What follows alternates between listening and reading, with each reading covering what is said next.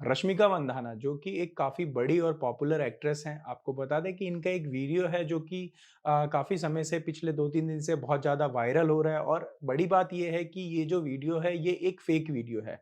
क्योंकि actual video कुछ और है और उस एक्चुअल वीडियो में एक फ़ेस को रिप्लेस करके वहाँ पे इनपुट के तौर पे रश्मिका मंदाना का फ़ेस लगा दिया जाता है एंड देन उस वीडियो को आगे एक तरीके से वायरल करा जाता है।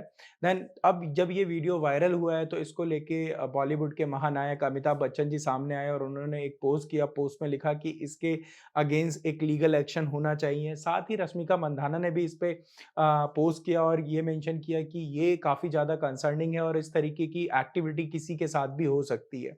अब यहाँ से जब ये वीडियो वायरल हो रही है तो यहाँ से एक टर्म निकल के सामने आ रहा है, एक शब्द लोगों के सामने आ रहा है, वो ये है डीप फेक। अब ये डीप फेक है क्या? किस तरीके से काम करता है, ये एक समझने वाली चीज़ है। क्योंकि आज की डेट में जहाँ आर्टिफ़िशियल इंटेलिजेंस मार्केट में आया है, लोगों के कामों को आसान कर रहा है, जैसे चैट जीपीटी है, तो उससे काफ़ी हद तक हमें कंटेंट राइटिंग और इन्फॉर्मेशन सर्चिंग में हेल्प मिलती है। तो वहीं दूसरी तरफ जब कोई भी चीज़ आती है मार्केट में, तो वो कहीं न कहीं लोगों की जो लाइफ़ है, उसमें एक नेगेटिव साइड भी क्रिएट करती है, एक नेगेटिव चीज़ भी होती है। जैसे हम कह भी सकते हैं कि एक विज्ञान की कई सारी चीज़ें जो होती हैं, वो वरदान तो होते ही हैं, लेकिन अगर हम उसे गलत तरीके से यूज़ करें, तो वो अभिशाप का भी काम करती है। जैसे फॉर एग्ज़ाम्पल अगर हम डीप फेक की बात करें, तो इसका यूज़ अगर आप फ़िल्म शूटिंग्स की बात करेंगे या कोई वीडियो रिकॉर्डिंग की बात कर रहे हैं या कहीं पर भी आपको एक ऐसी सिचुएशन है जहाँ पे आपको मल्टीपल फेस की ज़रूरत है, तो वहाँ पे ये एक सही चीज़ है। लेकिन दूसरी तरफ ये जो डीप फेक है, ये एक खतरनाक चीज़ है। अब इसको हम ऐसे समझ सकते हैं कि अभी अगर कुछ दिन पहले की बात की जाए तो यूरोपियन इंटरनेशनल पुलिस ने कहा था कि साल 2026 तक इंटरनेट में जो वीडियोज़ होंगी उनमें से 90% से ज़्यादा वीडियोज़ ऐसी वीडियोज़ होंगी जो कि पूरी तरीके से फेक होंगी या सिंथेटिक होंगी। अब ये सिंथेटिक होने का मतलब क्या होता है? सिंथेटिक का मतलब होता है कि जब भी हम कोई कंटेंट तैयार करते हैं और उस कंटेंट को एआई की हेल्प से तैयार किया गया है। मतलब एक कोई वीडियो है, उस वीडियो में अब हम इसको समझ सकते हैं कि एक वीडियो है, उस वीडियो में हमने किसी का भी फेस रिप्लेस कर दिया, तो अब ये एक सिंथेटिक वीडियो बन गया और इसमें हम जो फेस रिप्लेस का काम कर रहे हैं, वो एक एआई से कर रहे हैं, यानी कि आर्टिफिशियल इंटेलिजेंस को यूज़ करके कर रहे हैं। तो ये जो डीप फेक जो है, वो भी इसी तरीके का एक एआई है जो कि आपका जो फेस है वो वीडियो में जो एक्चुअल में फेस होता है उससे रिप्लेस कर देता है। तो इस तरीके का जो कंटेंट होता है, इस तरीके के कंटेंट को हम डेली लाइफ में अपने देखते हैं, लेकिन हमें अंदाजा भी नहीं होता कि ये जो कंटेंट है ये डीप फेक कंटेंट है कि ओरिजिनल कंटेंट है, हमें इस चीज़ का बिल्कुल भी अंदाजा नहीं होता। जैसे एग्ज़ाम्पल के लिए मैं आपको बता देता हूँ कि रिसेंट में आपने एक वीडियो देखा होगा कि वो काफ़ी हद तक वायरल होता है कि हम अभी डिप्रेशन में हैं या डिस्पर्सन में हैं, इस तरीके का एक टर्म यूज़ किया जाता है। तो वहाँ पे कई बार आपने देखा होगा कि उस वीडियो में आपको बाबर आज़म का फेस मिल जाएगा, पाकिस्तान के कैप्टन का। तो वहाँ पे आप समझ सकते हैं कि उसमें डीप फेक का यूज़ किया गया और ऐसे कई सारी स्पोर्ट पर्सनैलिटीज़ हैं और सेलिब्रिटीज़ हैं बॉलीवुड की और पॉलिटिशियंस हैं जिनका फेस को यूज़ किया जाता है डीप फेस से। अब समझने वाली बात ये है कि ये डीप फेस काम किस तरीके से करता है, तो इस पर जो एक बहुत बड़े एक्सपर्ट हैं जिनको दुनिया का सबसे बड़ा एक्सपर्ट माना जाता है डीप फेक के मामले में, तो इनका नाम है हाउली। तो इन्होंने बताया कि किसी भी वीडियो में अगर किसी भी फेस को रिप्लेस करना है, तो उसके लिए एक सफिशिएंट डेटा चाहिए होता है, किसी भी पर्सन का एक सफिशिएंट डेटा चाहिए होता है।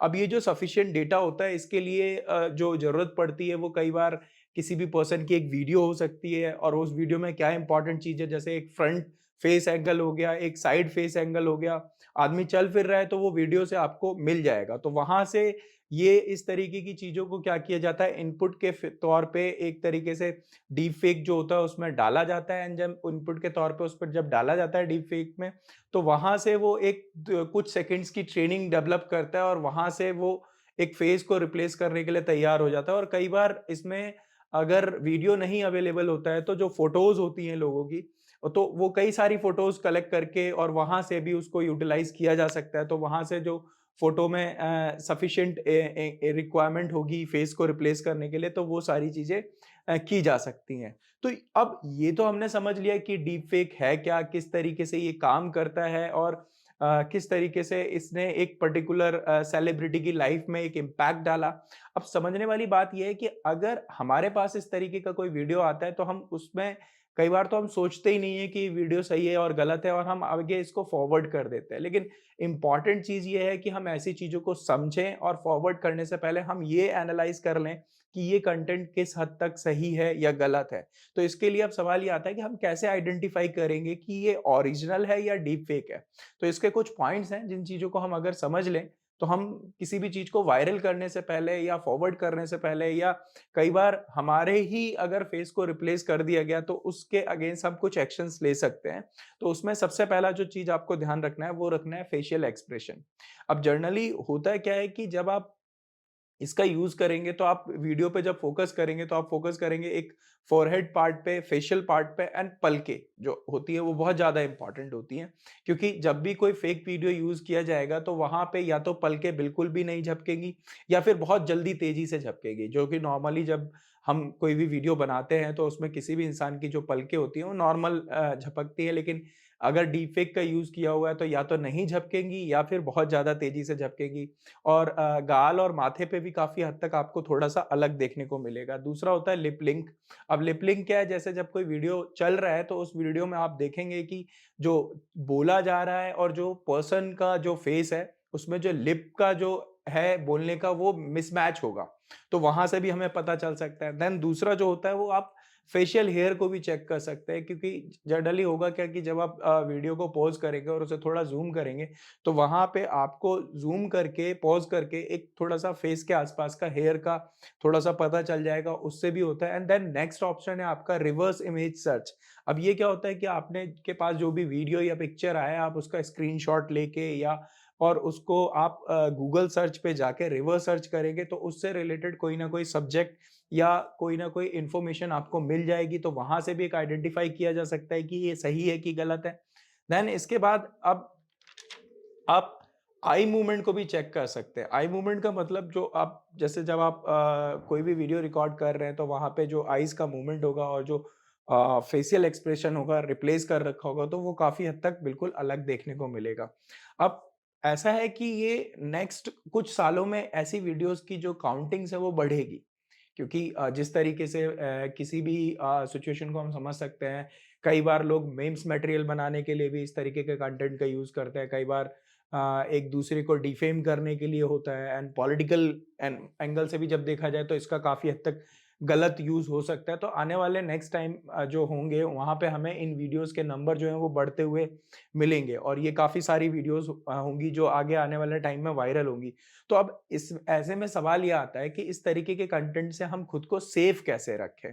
तो अब जब हमें इसको इसको अगर हमें सेफ रखना है तो अपने लिए हम जो सेफ्टी लेके चल सकते हैं वो ये है कि जनरली हमारी एक हैबिट बन चुकी है कि हम कुछ भी करते हैं तो हम सिंपली फ़ोटो क्लिक करते हैं और इंस्टा एंड बात करी जाए फ़ेसबुक की तो इस तरीके के या हम अपने स्टेटस पे व्हाट्सएप स्टेटस पे बड़े तेज़ी से लगाना चालू कर देते हैं।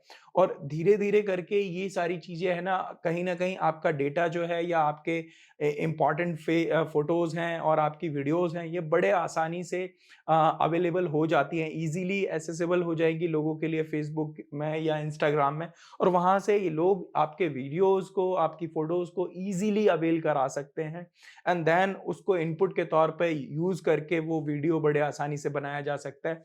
तो एक तो तरीका ये है कि हम रखें बट एक लिमिट में रहें ताकि और इसके अलावा कुछ हम बिल्कुल एक तरीके से सिक्योरिटी टाइट रखें कि कोई भी पर्सन हमारी फ़ोटोज़ को आसानी से एक्सेस ना कर सके, तो इन चीज़ों का हमें ध्यान रखना होगा। एंड सेकंड ये है कि अगर हम हमारे पास कोई भी वीडियो आ रहा है, तो उसको हम आगे फॉरवर्ड करने से पहले या उस पे कोई हम कंक्लूज़न निकालने से पहले हम ये डिसाइड कर लें कि ये वीडियो पर्टिकुलर इसी पर्सन का है। हम पहले उसको जज कर लें, चेक कर लें कि वो सही है या गलत है। अगर वो कंटेंट गलत है तो एटलीस्ट हम उसे फॉरवर्ड ना करें। तो ये थी कुछ जानकारी जो हमने आपके साथ शेयर की। ऐसे ही जानकारी के लिए बने रहिए इंडिया न्यूज़ बिज़नेस के साथ। अगर आपको ये इन्फॉर्मेशन पसंद आई है तो वीडियो को लाइक करिए, चैनल को सब्सक्राइब करिए, कमेंट करके फीडबैक दीजिए।